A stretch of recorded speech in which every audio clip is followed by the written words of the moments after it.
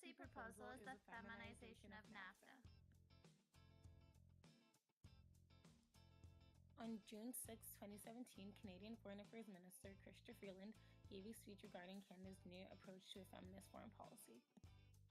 In her speech, she spoke about Canada's commitment towards the modernization and feminization of global trade relations. Minister Freeland's speech focused on the need for female-driven development and economic integration. International trade refers to the process where nation-states and multinationals engage in global commerce. This involves the exchange of goods and services in the open market. Due to the rise of globalization, domestic policies and international trade politics have become increasingly interconnected. Trade is important as it breaks down diplomatic barriers between nations, increases access to consumer and otherwise favored goods, and fixes deficiencies and surpluses in national economies. Most importantly, trade in our globalized world builds connections that make us more cooperative and dependent on each other, rather than isolationist and less integrated. However, global trade and the interconnectedness of the international labor market has not always been mutually beneficial for women. The feminization of labor describes the emergence of gendered labor relations born out of the rise of global capitalism, which is also a result of the rise of 21st century liberalism and the expansion of international trade. Gender discrimination, violence, sweatshops, and sexual harassment are some of the adverse results of feminization of labor and global trade.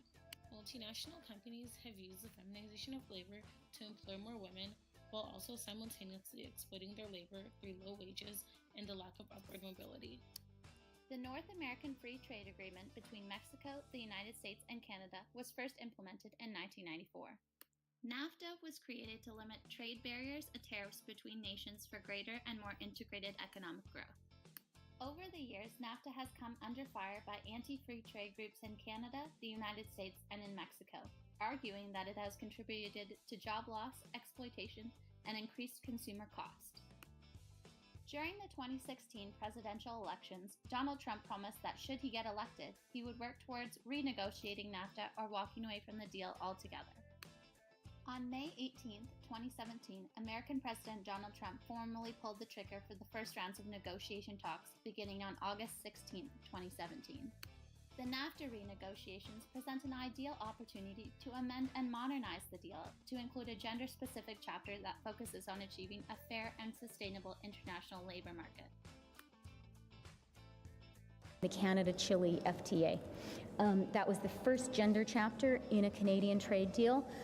It was an important step for Canada. And by the way, it's a great example for NAFTA because as we are doing with NAFTA, modernizing and updating an existing accord, that's like the amendment to the Canada-Chile Agreement, the gender provisions of NAFTA would focus on the promotion, adoption, and implementation of gender laws, emphasize equitable opportunities for women in businesses, as well as improve access to international trade and investment opportunities. These policies would create sustainable economic development where women can play a central role. This would require a Trade and Gender Committee, which would oversee the implementation of the amendment on a domestic and international level. By pursuing these amendments in the NAFTA renegotiation, it emphasizes the Canadian government's commitment to a feminist foreign policy.